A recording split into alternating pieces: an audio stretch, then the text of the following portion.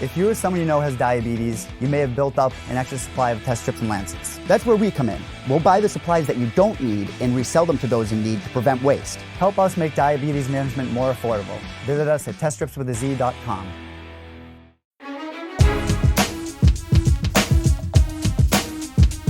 We have Cole Smith back on the show. He returns to action next Saturday at UFC Vancouver, taking on Miles Johns. What's going on, Mr. Coltrane? How are you? My man, I'm doing good. Just got back from the gym. Feeling great. Let's get it. I just saw today was the last hard day of training. Did I see that correctly? Who are you following? My brother? You were tagged in something on Facebook.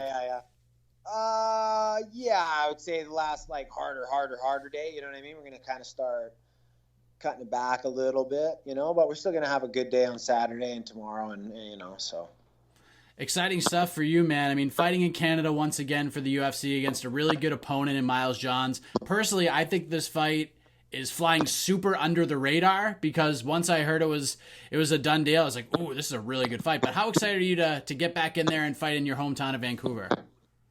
Yeah, it's obviously a dream come true being able to fight in the UFC in Vancouver in front of all my friends and family, But, the best part is I'm comfortable, I know where everything is. I know where I can eat. I know directions everywhere, you know what I mean? And all those little things, they really add up to a good fight, you know what I mean? So I think that's the most important part. I mean, it's nice fighting in front of everybody, but it's more nicer being able to just be comfortable and know what I'm doing out here. I know we spoke after your UFC debut win over Mitch Gagnon. You had hoped to bounce back pretty quickly and get on that UFC 241 card in Edmonton. Is this the better case scenario for you at the end of the day, waiting another 6 weeks or so and getting this fight in Vancouver? Yeah, of course. It's way better. Like I just said, I'd much rather fight in my home city. I know where everything is. You know what I mean? I'm comfortable. I've done it 1,000 times. So, it's much better fighting here than in stinky old Edmonton. I'm kidding. I don't know. I've never been to Edmonton. I'm sure Edmonton's nice. He's just being funny, ladies and gentlemen. Yeah, and now you get Miles Johns, who's a really tough guy, unbeaten in 9 pro fights, coming out the Contender Series where he earned a UFC contract. When you got your contract, obviously seeing Vancouver made you very happy. When you saw Miles Johns' name on the other side, how did you react to that? It was almost kind of expected. I don't know why. We just kind of had a feeling I was going to be fighting him. I don't know why. But other than that, man, it doesn't really matter. I'm just happy to be competing. I'm happy to be fighting in Vancouver. It doesn't really matter against who.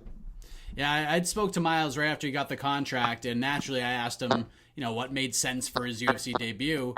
And you were the first name he mentioned. Like, there were several other names on that list as well, but you were the first guy that came out of his mouth. Did you know that he was looking to fight you? Were you hearing rumblings or reading any of the stories or anything like that?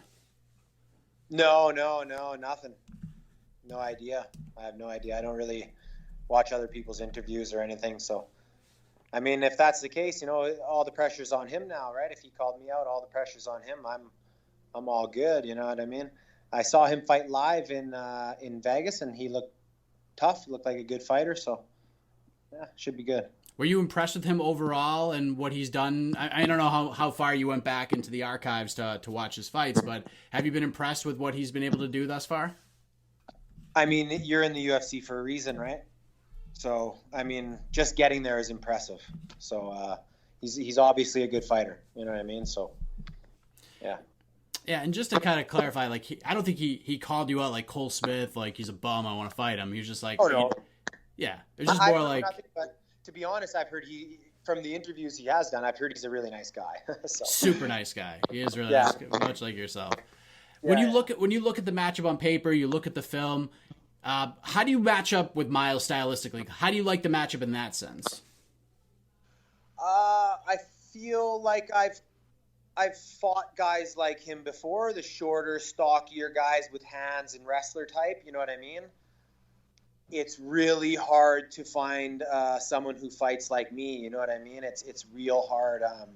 There's not many guys who move like I do and throw the shit that I throw. So it's kind of hard to find a training partner like that. But, Yeah, I feel like I've Mitch Gagnon was the same kind of style, a little bit more experience, you know what I mean? So I feel like it's a good matchup for me for sure.